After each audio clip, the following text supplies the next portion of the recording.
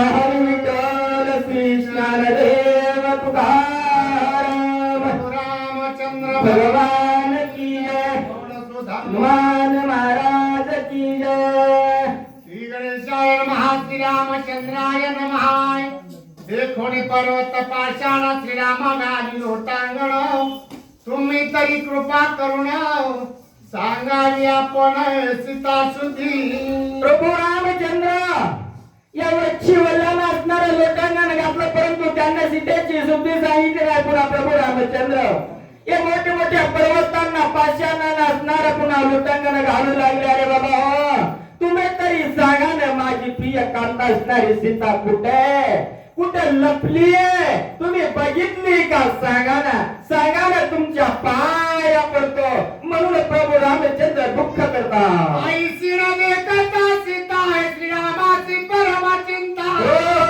लक्ष्मणाची होय सांगता गता मृता जानकी। असं प्रभू रामचंद्रांनी सर्वांना विनंती केली, हात जोडले, लोटांगण घातलं।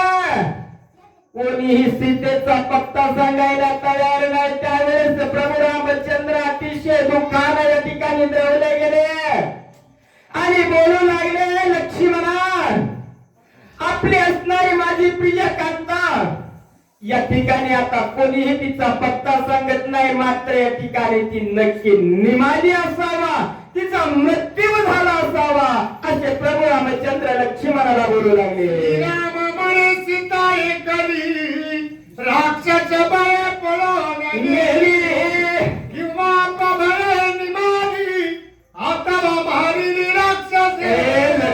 लक्ष्मणा, अरे एकटी सीता या पर्णकुटीवरती होते। लक्ष्मणाने यामध्ये दुष्ट राक्षसांचा असणारा रान आहे, त्यांचा असणारा वास आहे। नक्की या राक्षसांना मारली तरी असल, नाही तर तिचं अपहरण तरी केलं असेल रे लक्ष्मणा। कारण का आपण दोघेही या हरणाच्या पाठीमागे गेलो होतो आणि स्त्री एकटी घरी सोडली होती, म्हणून तिचा घात झाला असेल असं असणार आहे अनुप्रमाण। आणि प्रभू रामचंद्र लक्ष्मणाला बोलले, सीता मारणे स्वेच्छा केले की वक्ष आईचे बोलून या गुणनंदन मूर्छा पडणाराती दुःखी। लक्ष्मणा, अरे या राक्षसाने एक सीतेचा मृत्यू केला असेल, नाहीतर तिला असणार भक्षण केलं असेल रे लक्ष्मणा। आपण एकटीला सोडून वनामध्ये गेलो, ती असणारी पहिले आपली चूक लक्ष्मणा।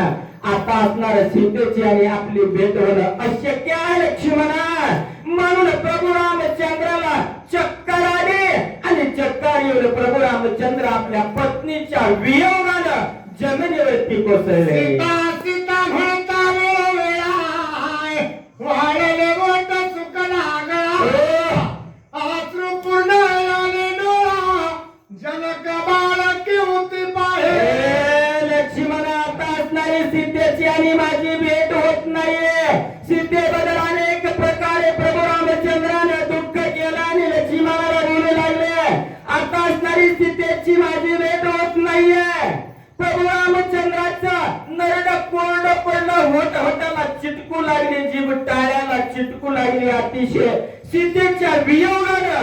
आणि प्रभू रामचंद्र दुःख करताय, मूर्छना येऊन जमिनीवरती मूर्छांत हाय हाय सीता म्हणता सीता विरह गुणात धोका विमुक्त दुःखी। अतिशय दुःख असणारे प्रभू रामचंद्र करू लागले, सीते सीते सीते सीते कुठं गेलीस, कुठं लपलीस, का असणारी मला भेट देत नाहीस, का माझ्या समोर येत नाहीस, म्हणून अनेक प्रकारे भेट दुःख आणि प्रभू रामचंद्र करू लागले। सीता सीता म्हणे सीता विरह लागले पिसे क्षणा पुसे जानकी। रामचंद्राला सीतेच्या वियोगानं वेळ लागला, वेळ। जसं असणाऱ्या या अनेक मूर्ती, महान ज्ञानी गुणी मूर्ती सुग्रीव महाराज, महारुद्र महाराज आलेले, यांचं एकदा ऐकलं की ते पुन्हा पुन्हा ऐकायला माणसाला येड लागते म्हणूनच इथपर्यंत येतंय। अशी असणारी गुणी माणसाची या ठिकाणी उपस्थिती झाली आहे। प्रभू रामचंद्र विलाप करतात. आता काय सीतेची आशा म्हणून नावे नाही विचार सीतेला मी झाला पिता आपल्या क्रोशेने अतिशय आक्रोश प्रभू रामचंद्र करू लागले, दुःख करू लागले. बघा काय कर, कुठे सीतेला शोधू, कुठे सीतेचा पत्ता भेटेल, परंतु सीता मात्र भेटत नाहीये. प्रभू रामचंद्राला वेळ लागायची पाळी आणि वेळ लागायची पाळी अशी असणारे प्रभू रामचंद्राने दुःख करतात. हा सीते म्हणून पावे संभवते नदी कुणिया सीते वनिवळाते परिभ्रमे. काय म्हणू लागले, सीते सीते. प्रत्येक वृक्षामध्ये प्रभू रामचंद्राला सीता दिसू लागली, आपले प्रिय कांता दिसू लागली, वृक्षांना कवटाळू लागले. मी असणार पाहिले म्हणतात सीते, मला असणारी भेट दे.